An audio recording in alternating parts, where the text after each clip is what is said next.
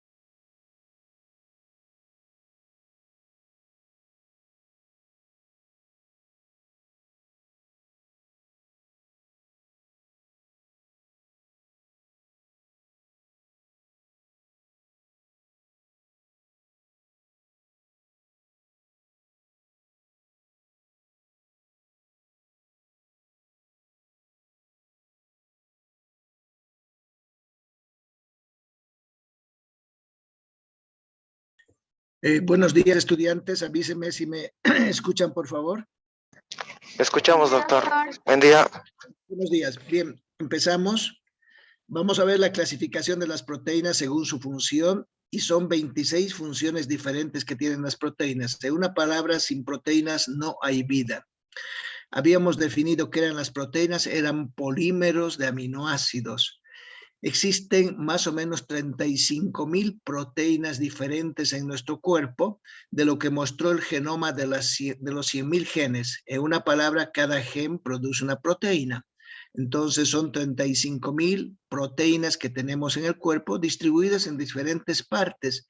Esas proteínas se encuentran en el plasma, se encuentran en la matriz extracelular y se encuentran en intracelular, citológicamente hablando, pero también hay proteínas tisulares propias de cada tejido. Aquí vamos a ver algunas funciones de las proteínas. Vuelvo a decir, son 26 funciones, así que tenemos para todo proteínas. Proteínas de reserva, tenemos solamente la ferritina en este caso porque estos no se encuentran en los seres humanos, pero la ferritina que almacena hierro en el vaso. En realidad en nosotros la ferritina almacena hierro en el hígado. Proteínas estructurales, el colágeno que se encuentra en tendones, huesos, cartílago, piel. El colágeno es la proteína más abundante del cuerpo, así como la albúmina es la proteína más abundante del plasma. El colágeno es la proteína más abundante del cuerpo. Vamos a hablar un poquito del colágeno más adelante. La elastina, su nombre lo dice, esta es una proteína que conecta el tejido elástico entre las células, es la que forma gran parte de la matriz extracelular. Esta proteína sí la tenemos nosotros. La queratina forma piel y derivados, pelos, pluma, uñas, etc. Ahí tenemos. Las mucoproteínas, mucosidades, líquido sinovial, si se fijan, en todas partes del cuerpo hay proteínas. Proteínas como hormonas, la insulina que regula el metabolismo glucídico, hormona de crecimiento que su nombre lo dice, regula el crecimiento, el metabolismo del calcio y del fósforo. Proteínas G que permite una comunicación entre células. Esta proteína G se activa una vez que un receptor de tipo 2 ha hecho contacto con ellos y ha activado a la adenilatoxiclasa o a un sistema de señales intracelulares. Proteínas de transporte tenemos la hemoglobina, transporta oxígeno en los vertebrados. La hemocianina transporta oxígeno en invertebrados. Las lipoproteínas transportan lípidos en la sangre. Las lipoproteínas tienen mucho que ver con la génesis de la arteriosclerosis, sobre todo si son lipoproteínas de baja densidad. En la parte defensiva tenemos inmunoglobulinas, defensa inmunológica, la producción de anticuerpos. En la coagulación de la sangre tenemos fibrinógeno y trombina que van a participar. En la contracción del músculo, la actina, en las miofibrillas, miosina también las fibrilinas, y la formación de microtúbulos del citoesquelético del citoesqueleto, la tubulina. Si se fijan entonces, aquí simplemente hemos puesto 6 funciones y hay 26 funciones de las proteínas. Hay muchísimas funciones y muchísimas proteínas. Nos cansaríamos 3 días seguidos para hablar de las proteínas y de las cientos y miles de proteínas que además se van descubriendo cada día a través de estudios, etcétera, etcétera. Vemos algunas proteínas y entre ellas las estructurales. Estas proteínas me interesan mucho: colágeno, elastina, queratina, alfa-queratina y fibrilina. Todas ellas son proteínas que van a estar en la matriz extracelular. Estas proteínas se forman habitualmente en las células llamadas fibroblastos y se forman todas ellas como preproteína, es decir, como simógenos más grandes. Y una vez que pierden parte de su estructura proteica, recién salen al espacio de la matriz extracelular. Entonces son proteínas que se van a formar dentro de un tipo de célula y va a salir a la matriz extracelular.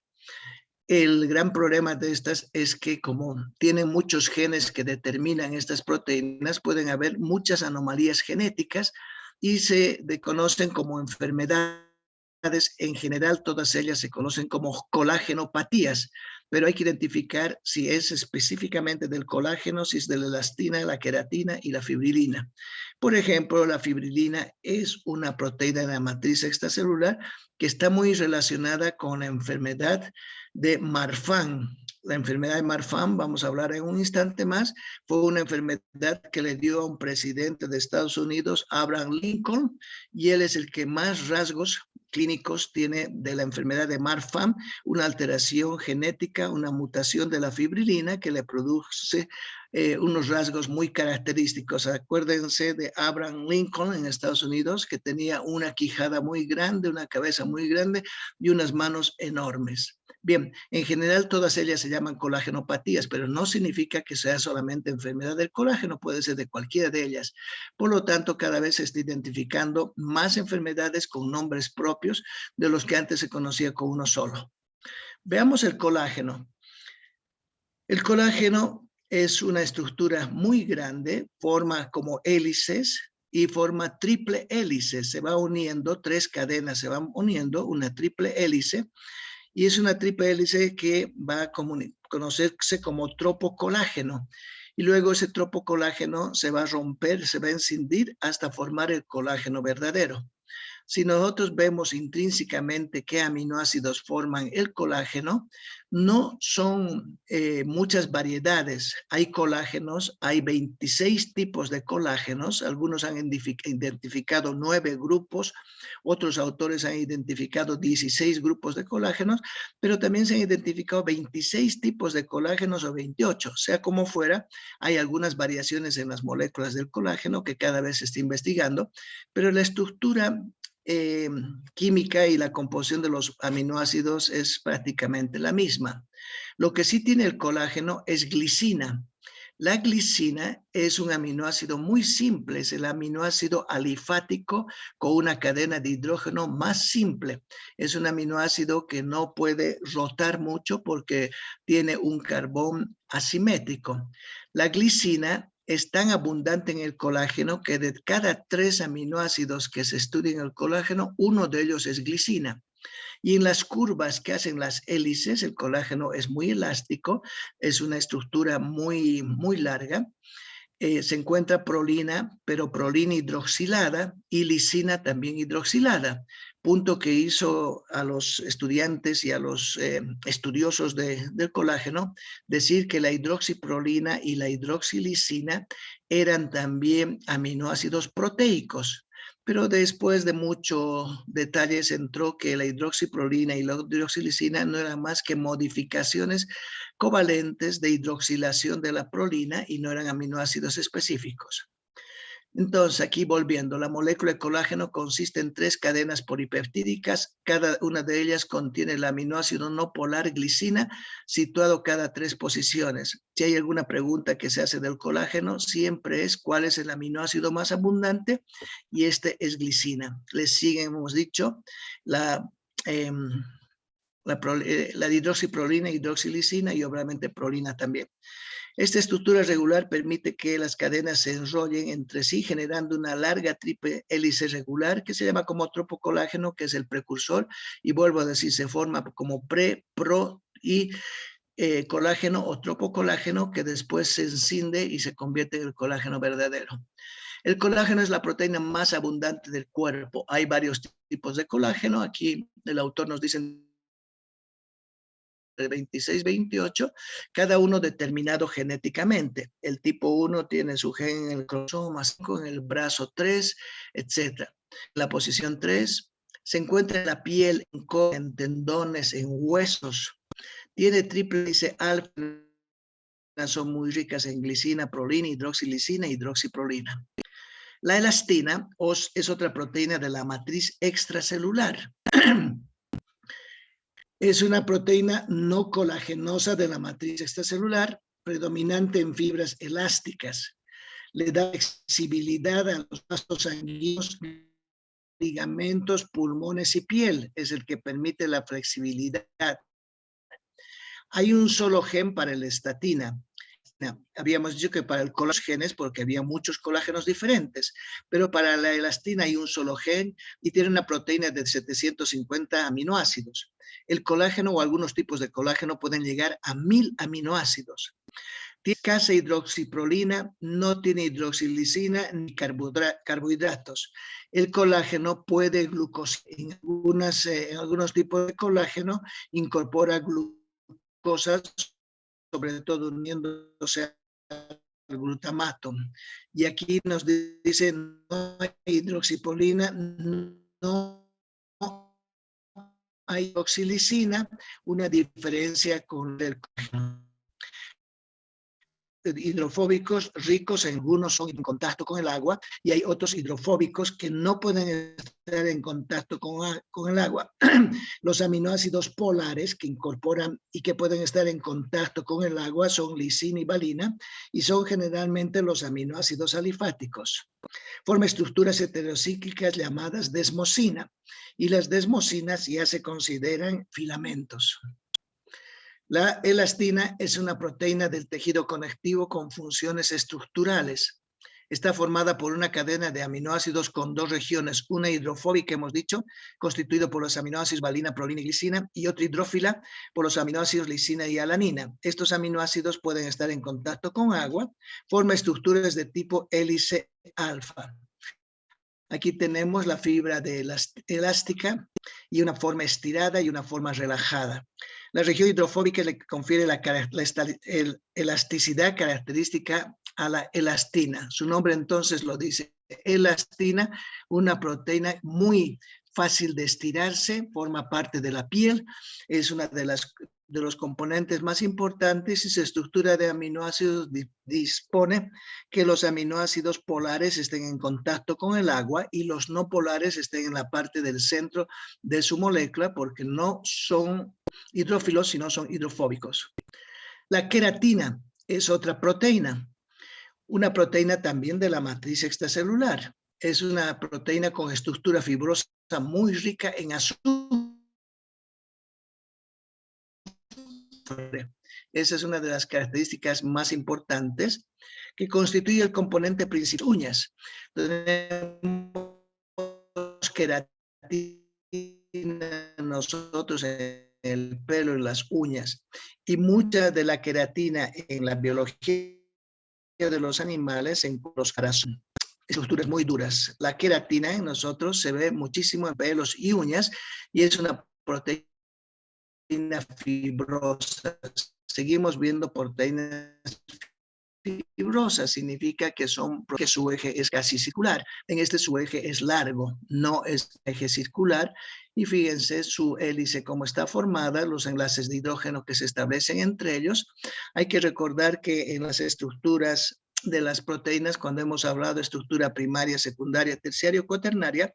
La estructura primaria está dada por el número y secuencia de aminoácidos, la estructura secundaria por la presencia de enlaces, hojas plegadas, formas de hélice, la estructura tridimensional por enlaces de hidrógeno, enlaces iónicos, enlaces de disulfuro, etc. Y la cuaternaria por subunidades. Estas no son proteínas cuaternarias, son proteínas terciarias, no tienen estructura cuaternaria. Otro tenemos la alfa-queratina, tiene estructura secundaria de alfa-hélice dextrogira, terciaria de superhélice levogira, y algunas de ellas tienen, en la alfa-cuaternaria queratina, tienen superenrollamiento cuaternario, puentes de hidrógeno, lo que une a la secundaria, interacciones hidrófobas a la terciaria y enlaces de disulfuro a la cuaternaria, pero no siempre el enlace de disulfuro se encuentra en la cuaternaria, también se encuentra en la terciaria, y realmente el enlace de disulfuro, que es covalente fuerte, está identificado desde la tercera estructura de la proteína. La fibrilina es una glucoproteína esencial para la formación de fibras elásticas del tejido conectivo. Entonces también es un componente de la matriz extracelular. La fibrilina 1 es el mayor componente de las microfibrillas, que constituyen un armazón sobre la cual se deposita la elastina. Habíamos dicho que existían microfibrillas también en la parte del citoesqueleto, pero ahora nos estamos refiriendo a la matriz extracelular, y las microfibrillas de fibrilina son las que se van a poner como colchón o como base para el depósito de elastina. Las microfibrillas se componen punta a punta de polímeros de fibrina. La fibrilina es una proteína glucosilada, es decir, que tiene bastantes azúcares en su composición. Es un componente estructural, le da firmeza y rigidez a los tejidos y regula la elasticidad porque está en contacto con la elastina. Tiene una correlación clínica de lo que vemos de estas enfermedades por el momento y de estas proteínas para que veamos para qué nos sirven desde el punto de vista de la bioquímica clínica. En varias enfermedades existen problemas relacionados con el tejido conectivo y con las proteínas estructurales. Ocurren mutaciones en la síntesis y procesamientos del colágeno, como es el síndrome de Ehlers-Danlos. La osteogénesis imperfecta, otra enfermedad en la síntesis y procesamiento del colágeno, y esta osteogénesis imperfecta por mutación de los genes del colágeno de tipo 1. Habíamos dicho que colágeno hay muchos tipos, y en el colágeno de tipo 1 se da lugar a una enfermedad que se llama osteogénesis imperfecta, una enfermedad que se caracteriza porque la persona empieza a deformar su cuerpo, y esa osteogénesis imperfecta le produce un momento de esos, el no poder caminar, no poder movilizar su cuerpo, muy parecidas a las enfermedades que tuvieron el físico Stephen Hawking, que presentó una osteogénesis imperfecta por una mutación que se manifestó recién a los 20 años, un poco más. En el escorbuto también es una enfermedad relacionada con las colagenopatías o con el tejido conectivo. En el escorbuto disminuye la hidroxilación de la prolina y da lugar a un colágeno inestable.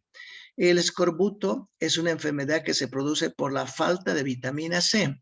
Hay que recordar que los que hicieron el viaje entre España y América, al cabo de 3 meses de navegar en los mares y sin tener frutas, sobre todo limón, naranja, constituyentes de la vitamina C, empezaron a tener enfermedades que se llaman escorbuto, y la principal manifestación del escorbuto es sangrado de las encías, malestar de los músculos, disminución de la actividad muscular, etc.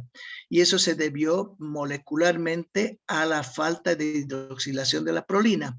La prolina, si se fijan, es un aminoácido que al principio, hace muchos años, no se le daba mayor importancia, pero cuando se empezó a estudiar mucho la prolina y se vio que su hidroxilación era extraordinariamente buena para mantener todo lo que es la matriz extracelular, se le ha dado el lugar que le corresponde. La prolina, uno de los roles que tiene es hidroxilarse, es decir, incorporar un hidroxilo a su estructura y formar la hidroxiprolina. Y la hidroxiprolina estabiliza al colágeno. Si hay falta de vitamina C y se produce el escorbuto, el colágeno es inestable. Inclusive pueden caerse las piezas dentarias, sobre todo afecta al área de cabeza y cuello, los músculos y a la piel. Y aparece otra enfermedad relacionada con lo que estamos viendo, el síndrome de Marfan, que resulta de un defecto de la proteína fibrilina. En el síndrome de Marfan hay una alteración en uno de los cromosomas. El gen número 5, el gen número 15, en la posición del brazo largo, en la posición del 21, está mutado. No se olviden que la P es el brazo corto y la Q es el brazo largo de los cromosomas. Y este cromosoma que da el síndrome de Marfan tiene una alteración, el gen 15, en el brazo largo ha ocurrido una mutación y se ha producido una fibrilina anómala. Y esa fibrilina anómala ha dado lugar al síndrome de Marfan. Si nosotros vemos qué tiene el síndrome de Marfan, es muy famoso, vuelvo a decir, porque a un presidente en Estados Unidos le dio esta enfermedad y hoy por hoy se reconocen a muchos pacientes en el mundo con esta enfermedad. Se caracteriza por malformaciones óseas y articulares. Una de las maneras de reconocer es por los brazos largos, las manos enormes. Hay aracnodactilia, las manos parecen de araña muy grandes, articulaciones muy flexibles, miembros muy largos, el tórax está cavitado como entrado hacia adentro. Otra de las manifestaciones es malformaciones cardíacas. Tienen dilatación aórtica y tienen valvulopatías. Son personas muy altas habitualmente con problemas en el corazón. Tienen bullas pulmonares o enfisemas pulmonares y tienen una patología ocular, miopía, astigmatismo, ectopia lentis, etcétera, etcétera. Lo que más caracteriza a los Marfan son los brazos, las manos, las quijadas, la parte de la estructura de la cara y obviamente si uno examina en el corazón va a haber problemas cardíacos y problemas pulmonares. Bien, ahora vemos la clasificación de las proteínas según su función. Hemos dicho que hay proteínas en todos los tejidos. A las únicas proteínas que nos vamos a dedicar son a las proteínas plasmáticas. Las proteínas plasmáticas se forman en el hígado, el 90% de ellas.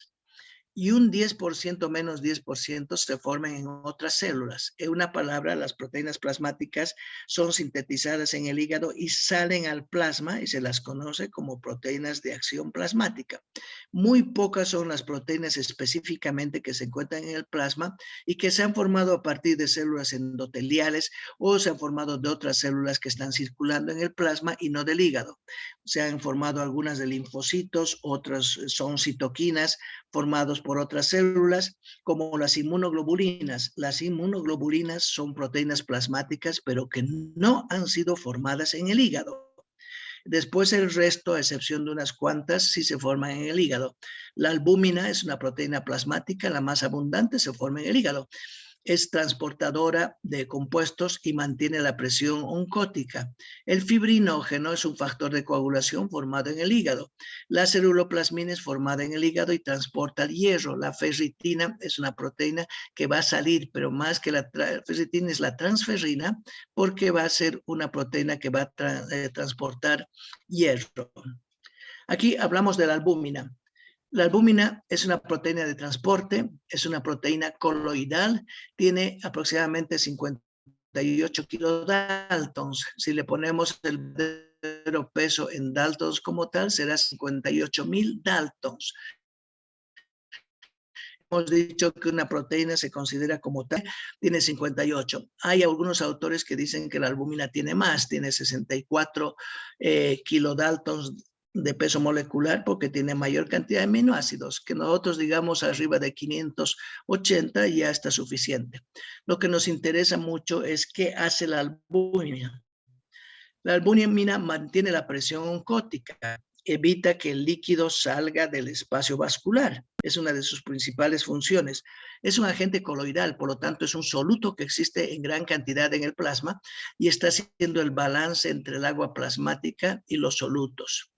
Transporta muchas cosas. Es la proteína de transporte más importante. Transporta hormonas tiroideas, transporta hormonas liposolubles, transporta ácidos grasos, transporta bilirrubina no conjugada, transporta muchos fármacos y drogas, transporta iones de calcio y otros iones, transporta sodio, controla el pH, funciona como un transportador de la sangre y lo contiene el plasma. Es una de las proteínas más importantes, es la más abundante en nuestro cuerpo. En relación a cómo transporta los compuestos, se ha estudiado a la proteína albúmina, y la proteína albúmina tiene varias hélices, tiene hojas plegadas, tiene bucles, etcétera, etcétera. Y se ha visto que hay algunos segmentos o dominios específicos donde se une un compuesto endógeno o un compuesto exógeno. A veces transporta bilirrubina en un segmento, transporta en otro segmento ácidos grasos, en otro segmento transporta iones, etc. Pero lo que ha parecido interesante y es de resaltar que en algunos sitios que son de dominio para transportar, por ejemplo, bilirrubina, esta bilirrubina puede ser desplazada por fármacos. Los fármacos son compuestos exógenos y el compuesto exógeno va y ocupa el mismo sitio que normalmente tiene que transportar la albúmina a la bilirrubina. Entonces desplaza de su sitio a la bilirrubina. El fármaco tiene el mismo sitio, el mismo dominio donde se va a acomodar. Y al desplazar a la bilirrubina, hace que la bilirrubina se encuentre como libre. Y la bilirrubina libre, no unida a la albúmina, ya no se dirige al hígado en forma directa, sino que puede irse a otros tejidos, y como es un pigmento amarillo, se deposita en los tejidos más blandos, en la piel, en las escleróticas, y tenemos una ictericia que se ha producido y que se manifiesta por el color amarillo, y uno puede interpretar inicialmente como que está produciéndose un daño hepático. La ictericia habitualmente es un signo que nos dice daño hepático, pero si nosotros analizamos bien, no es daño hepático, sino que un fármaco que se administró desplazó a la bilirrubina de su sitio, la convirtió en bilirrubina libre, y el fármaco ocupó su lugar. Y no es que hay enfermedad hepática ni hay exceso de bilirrubina, simplemente la ha desplazado. Entonces, cuando utilicemos fármacos, tenemos que saber si es que desplazan o no de su lugar a la bilirrubina, u otro fármaco que puede desplazar a los iones, etcétera, etcétera. Bien. Las inmunoglobulinas. Las inmunoglobulinas son llamadas los anticuerpos, y las inmunoglobulinas no se forman en el hígado. Las inmunoglobulinas se forman en diferentes células. Tenemos nosotros 5 tipos de inmunoglobulinas: la M, la G, la A, la D y la E. Estas inmunoglobulinas están colocadas en el orden en que se van a producir. Cada uno de ellos, si vemos en una espectrometría o si vemos en una electroforesis, son moléculas que no llegan más allá del 10 o 15% de todas las proteínas del plasma. Y cuando alguna de ellas está sobreexpresada se dice que es una inmunoglobulinapatía. Es una apatía, es una alteración de la inmunoglobulina. Una de las que más se altera es la IgG. Si la IgG se altera en concentraciones muy grandes en el plasma, se llama gamapatía. Es una gamapatía de la inmunoglobulina G. Y hay una gamapatía que se relaciona con cáncer.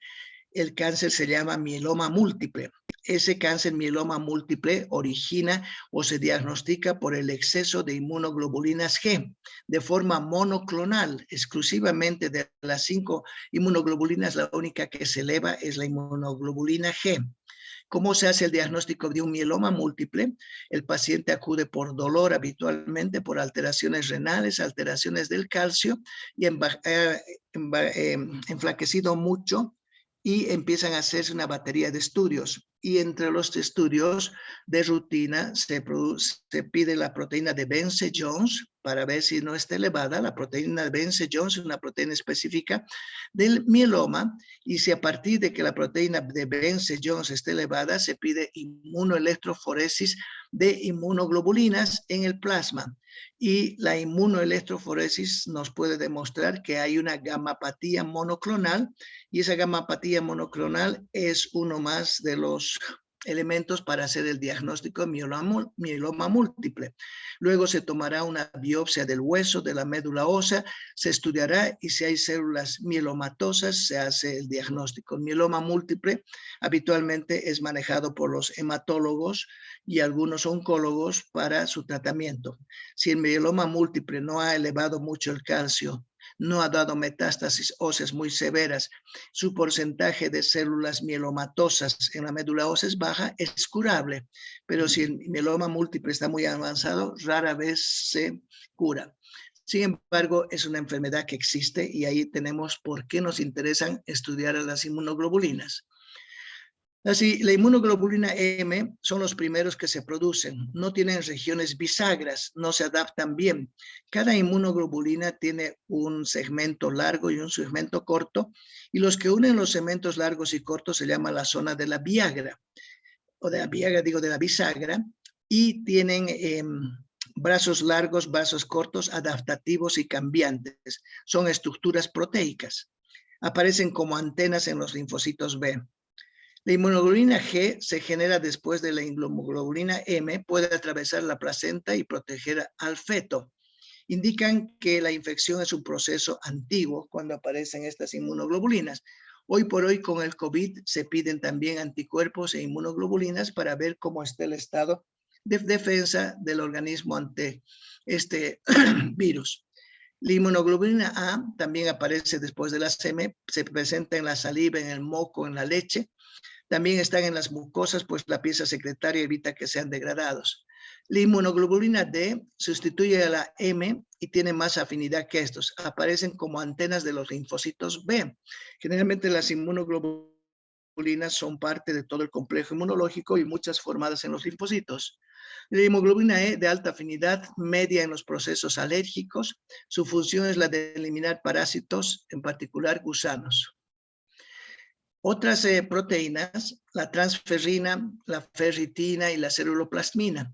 La transferrina es la proteína transportadora específica de hierro en el plasma. Transporta 2 moléculas de hierro por cada proteína. La transferritina es una proteína muy grande y su estructura sirve para transportar solamente 2 moléculas de hierro, y esas moléculas de hierro se sitúan entre varios segmentos, entre varias hélices. Se ha identificado al estudiar las hélices que conforman a esta proteína, que hay algunas hélices y una estructura tridimensional entre una E y una F, donde se acomoda el hierro para ser transferido. La transferina, vuelvo a decir, proteína transportadora de hierro en el plasma, transporta solamente 2 moléculas de hierro por cada proteína. La ferritina ya no se encuentra en el plasma, pero es una proteína almacenadora de hierro y tiene un peso de 21 kilodaltons. Y la ceruloplasmina transporta más del 95% de cobre en el plasma. Es la proteína transportadora de cobre y transporta 6 moléculas de cobre por cada estructura de ceruloplasmina. Cuando hay deficiencia de esta enzima de esta proteína transportadora, la persona sufre una enfermedad que se llama enfermedad de Wilson, que es una enfermedad hepatolenticular que afecta al sistema hepático y al sistema nervioso central. El fibrinógeno. El fibrinógeno es una proteína soluble del plasma sanguíneo, precursor de la fibrina. Este fibrinógeno es un anticoagulante, un factor de coagulación. Es responsable de la formación de los coágulos en la sangre. El fibrinógeno es precursor de la fibrina y la fibrina es el que forma el coágulo. Cuando nosotros vemos un coágulo de sangre tenemos que inferir ese realmente y decir todito esto está lleno de fibrina. Y la fibrina se ha formado a partir del fibrinógeno, que es su precursor, es su simógeno que se fractura para convertir específicamente en fibrina y formar parte de los coágulos. Para estudiar las diferentes proteínas, los laboratoristas, los bioquímicos tienen muchos instrumentos, muchos instrumentos, y hoy por hoy cada vez están más precisos. Aquí lo que voy a hablar es que para purificar y aislar a las proteínas proteínas existen diferentes métodos, pero no son los únicos. Existe precipitación salina, diálisis, filtración en gel, electroforesis en gel de poliacrilamida, SDS, que es el más que se utiliza. En nuestro medio, cuando pedimos al laboratorista, identifíquenos las proteínas en plasma o identifíquenos las inmunoglobulinas o queremos una proteína específica, le ponemos electroforesis como orden de laboratorio. Determine por electroforesis las proteínas de tal, etcétera, y ellos a través de estos métodos y máquinas electroforéticas conectan eso, ponen la muestra y salen como unas manchas y pueden identificar de qué proteína se trata, qué concentración tiene, etcétera, etcétera. Lo primero que tienen que hacer para la electroforesis, los bioquímicos, los laboratoristas, es desnaturalizar a la proteína. Y desnaturalizar a la proteína significa romper los enlaces hidrógenos y de la conformación de hoja plegada o hélice se convierte en una línea larga. Se ha alterado la estructura secundaria y terciaria. La estructura primaria, que es la secuencia de aminoácidos o el número de aminoácidos, no se altera por desnaturalización.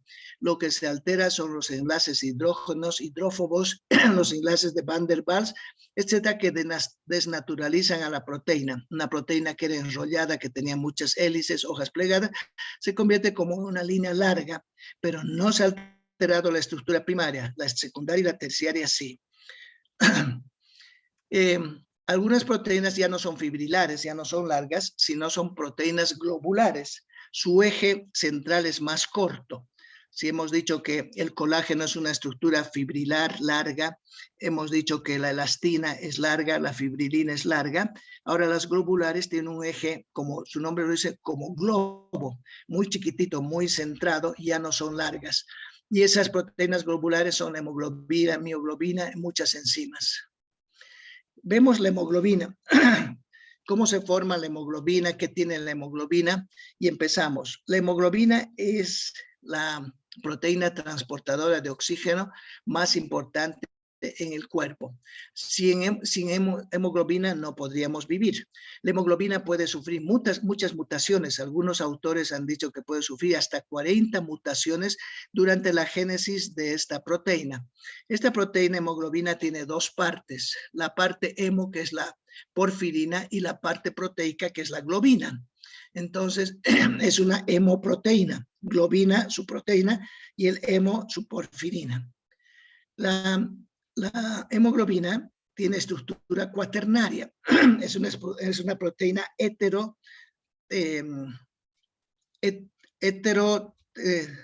tetraheterodimérica. Y tenemos entonces que tiene 4 cadenas, 2 cadenas alfa, 2 cadenas beta. Las cadenas alfas tienen 141 aminoácidos y las cadenas betas tienen 146. Algunos autores dicen que esta sí se mantiene en 141, pero esta puede variar hasta 151. La hemoglobina se encuentra en el glóbulo rojo. La hemoglobina, al tener sus 4 unidades y ser una estructura cuaternaria, tiene unos grupos M. En cada una de las cadenas, en cada una de sus cadenas, tiene un grupo M. Por lo tanto, la hemoglobina tiene 4 grupos M. El grupo M se localiza acá entre las hélices E y F de cada subunidad. Ahí se acomoda.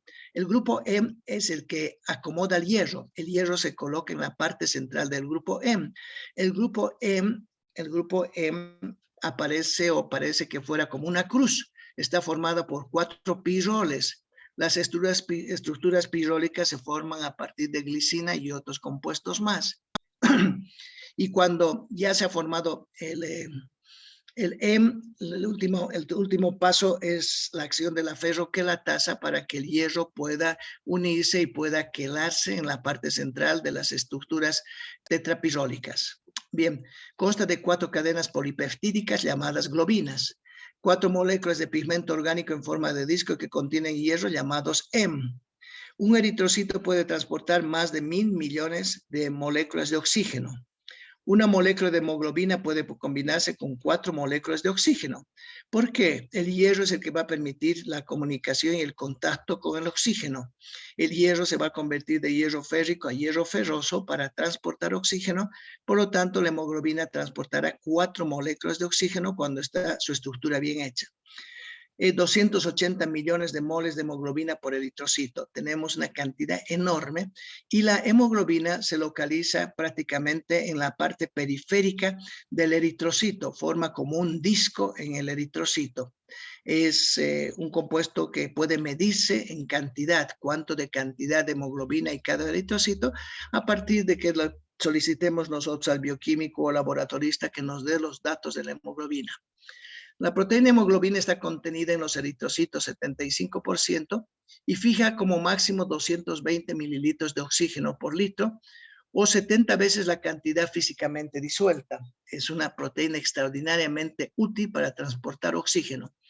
La hemoglobina transporta el oxígeno desde los pulmones hacia los tejidos y transporta el anhídrido carbónico desde los tejidos hacia los pulmones. Lo transporta como carboxihemoglobina. Esta carboxihemoglobina, sin embargo, no es un porcentaje muy alto en la hemoglobina. Es decir, no todo el CO2 se va como carboxihemoglobina, sino que aquí se produce un fenómeno que se llama el efecto Bort, donde el CO2 se convierte en ácido carbónico y luego bicarbonato, y esa es la forma de transportar el CO2 en la hemoglobina. Solo un 5% de la hemoglobina puede transportar al CO2 puro como está, convirtiéndose en carboxihemoglobina. La hemoglobina tiene una porción proteica y un grupo prostético no proteico que es el heme. Hemos dicho, su porción proteica es la globina y su grupo prostético se llama aquel grupo que acompaña a una estructura sin ser la misma composición, es el grupo heme. El heme es una porfirina, hemos dicho, y vamos a ver más adelante cómo se va a formar y qué alteraciones existen por la mala síntesis del heme. Las enfermedades ocasionadas por mala síntesis del heme se llaman porfirias. Por lo tanto, el heme es una porfirina que se forma a partir de glicina y succinilcoenzima A. La glicina ya la hemos visto varias veces, el aminoácido más simple que existe en la naturaleza, y succinilcoenzima A es un intermediario del ciclo de Krebs. Entonces tenemos aquí donde está la formación. Da lugar a una estructura con 4 piroles o tetrapirólica con el hierro al centro. La hemoglobina, fíjense, la hemoglobina tiene diferentes colores porque cada una de ellas son sus subunidades. Tiene 4 subunidades, 2 alfa y 2 beta. Y en las alfas y en las betas se acomodan los grupos heme. Estos de acá son los grupos heme como las porfirinas. Una cosa interesante es que la hemoglobina puede adaptarse entre hélices alfas y hélices beta. Puede entrar un compuesto que es derivado del propio metabolismo de la glucosa en el eritrocito. El eritrocito tiene una glucólisis interesante porque uno de sus intermedios de la glucólisis da lugar al ciclo de Rapaport. Y el ciclo de Rapaport nos forma un derivado de un intermediario de la glucólisis del eritrocito que se llama 2,3-bifosfoglicerato. El 2,3-bifosfoglicerato mantiene la estructura de la hemoglobina. Cuando el 2,3-bifosfoglicerato falta, se rompe esa estructura de la hemoglobina y se liberan sus oxígenos. Vamos a ver eso en un instante más cómo ocurre. En la figura se ve la estructura tridimensional. No se olviden que las proteínas son tridimensionales de la desoxihemoglobina.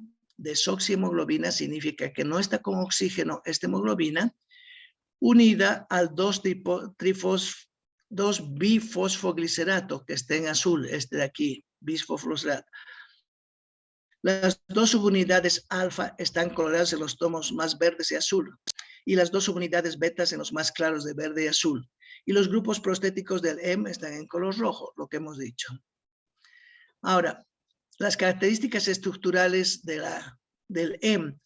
El heme es una porfirina que está formado por 4 piroles y tiene hierro al centro. Si vemos aquí, esta se llama pirol 1, pirol 2, pirol 3 y pirol 4. Cada una estructura pirólica tiene un nitrógeno en la parte central y tienen unas uniones entre ambos. Este es un solo pirol, este es otro pirol y otro pirol. Esta unión entre este pirol y este otro pirol se produce por un enlace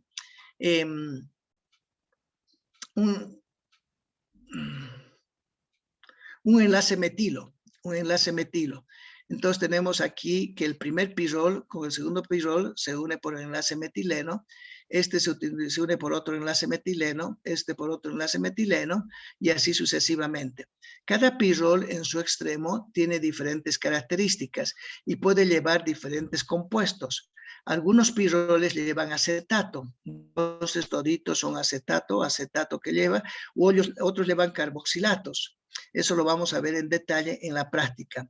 Y el hierro, que se localiza en el centro, se oxida con el oxígeno y de esta manera se lleva oxígeno en la hemoglobina. Entonces el oxígeno busca el hierro de la estructura porfirínica para transportarse. ¿Estamos? Dice aquí, el grupo M es un grupo prostético que forma parte de diversas proteínas llamadas hemoproteínas, entre las que destaca la hemoglobina. Su función principal es de almacenar y transportar oxígeno molecular de los pulmones hacia los tejidos. Los grupos M son los responsables del color rojo de la sangre. Aquí nos dice el M en esta figura, el oxígeno se une al átomo de hierro. El M entonces se encuentra en las cadenas polipeptídicas y se une a átomos de hidrógeno para formar las subunidades de hemoglobina. 4 de estas subunidades brindan entonces una posibilidad de unirse y formar la molécula de hemoglobina. La hemoglobina, la oxidación del hierro, de hierro 2 a hierro 3, da lugar a la metahemoglobina. Metahemoglobina tenemos muy poco en nuestro cuerpo, 1 a 2% nada más, que no se une o se une muy poco al oxígeno. Si una persona experimenta una metahemoglobinemia muy alta, no transporta oxígeno.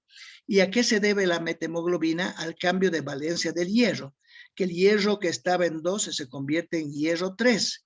El hierro 3 no es afín al oxígeno. Hay muchos fármacos que producen metahemoglobinemia y el paciente se caracteriza por tener una cianosis. Cianosis es un color medio morado de los labios y de las uñas que casi se vuelve negro. Ese color y ese chocolatado, que se llama una cianosis chocolatada, debe llevar al médico a pensar que esa persona está haciendo una metahemoglobinemia quizás por algún fármaco y en muy raros casos porque genéticamente tiene alteraciones del hierro y para formar mucha metahemoglobinemia porque carece de una enzima que evita la conversión de hierro 2 a hierro 3. De los 6 sitios de coordinación del hierro de la hemoglobina, 4 están ocupados por los átomos de nitrógeno. Hemos dicho el hierro se une a 4 átomos de nitrógeno del anillo pirrólico de la porfirina y el quinto por un nitrógeno a la histidina. Se une mucho a la histidina proximal o a la histidina distal. El sexto, son 6 sitios de coordinación, el sexto coordina con el oxígeno y forma oxihemoglobina. Y también puede unirse al agua formando la desoxihemoglobina. Bien, chicos, aquí quedamos. Es ya más difícil cada vez que estamos entrando más profundamente a los temas de bioquímica. Que tengan una buena mañana. Continuamos la próxima clase. Adiós, hasta luego. Hasta luego, doctor. Gracias, doctor. Muchas gracias. Gracias.